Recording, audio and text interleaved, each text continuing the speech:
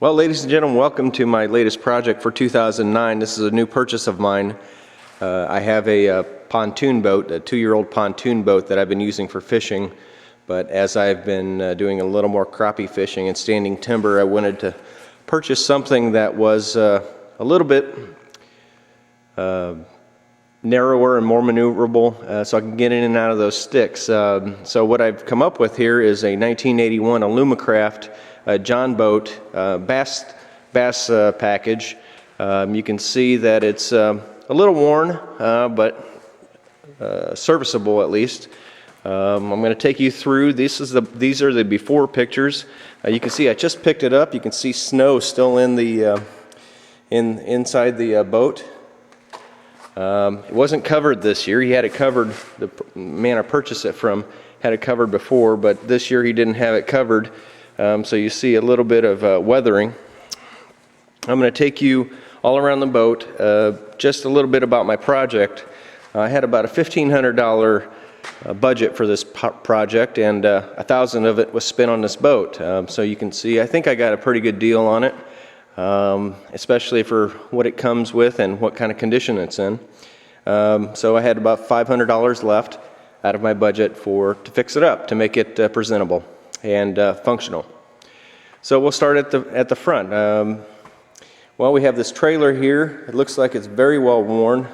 It's functional and it's sturdy, but you can see it's going to take a nice sandblast, which we have the capabilities of doing here, and a coat of paint.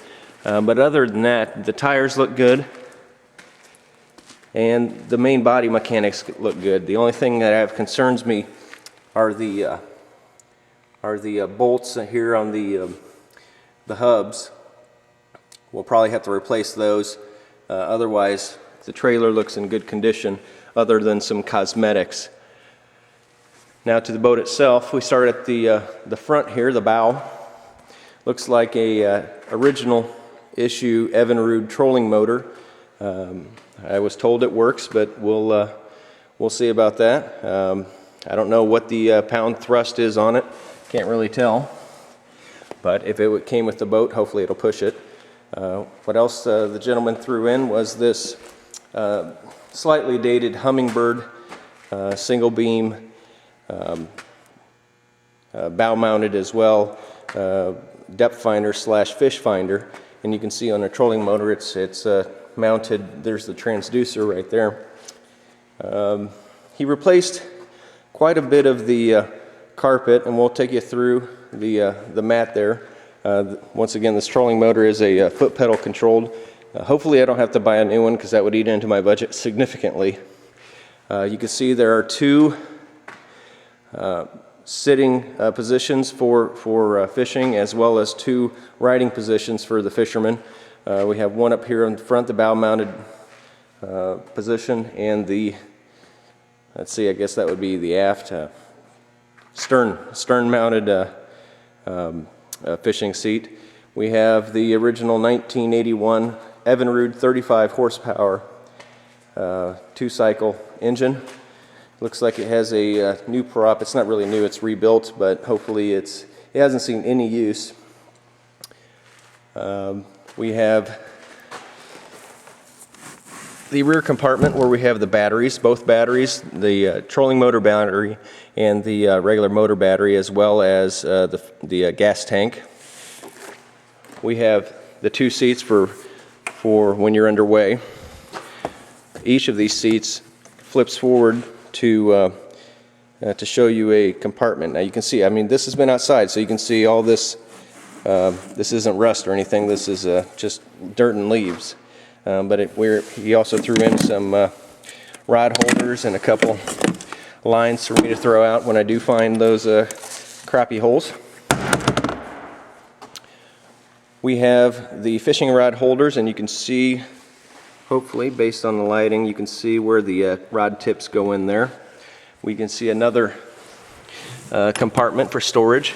Definitely you can't see in there, but there's quite a bit of space where you can store life jackets.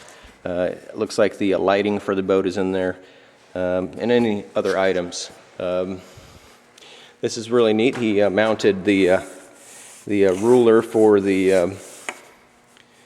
for when you catch a fish. You can make sure it's size limit, and I like to keep any crappie over 10 inches, so it'd be real nice for me. Take you around to the other side of the boat.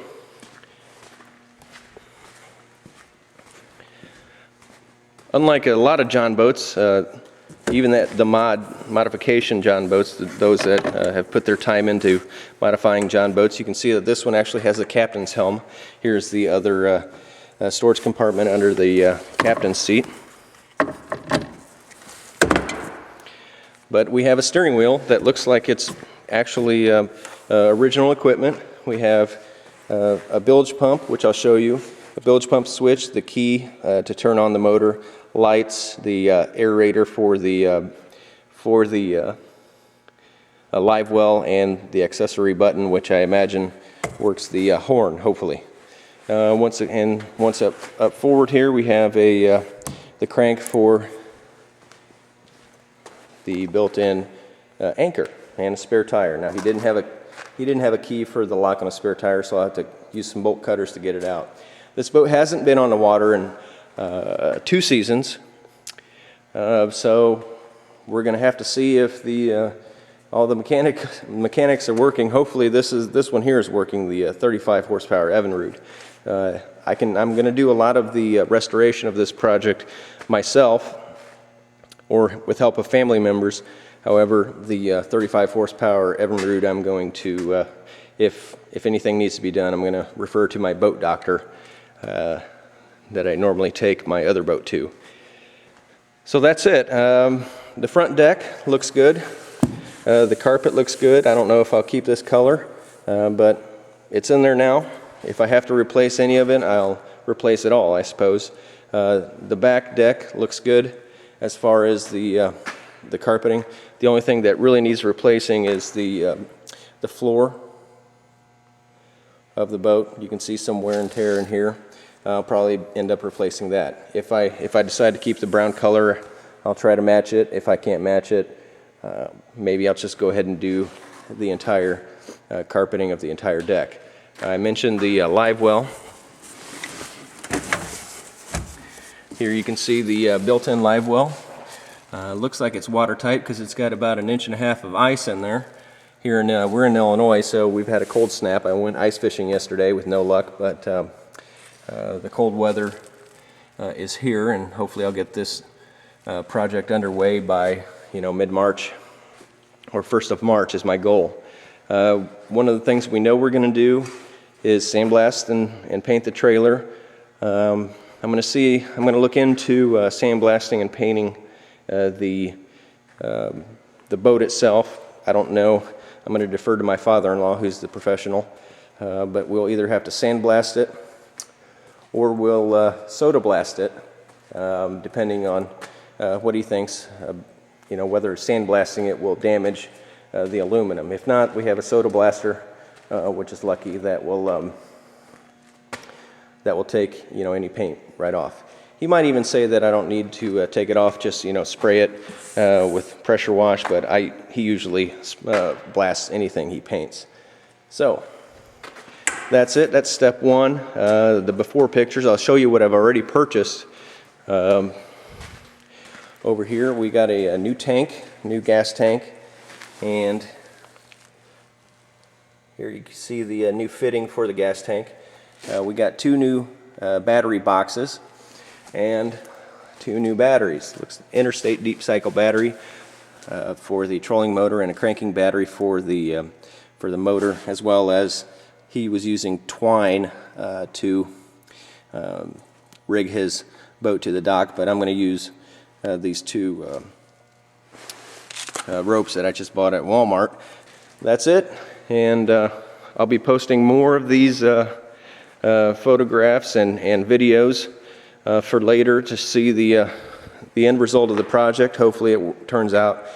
Boat really doesn't need anything other than what I've already purchased, hopefully, and I could just leave it as it is, but why not just make it even better? Let's see what it comes out with, and stay tuned. Thank you.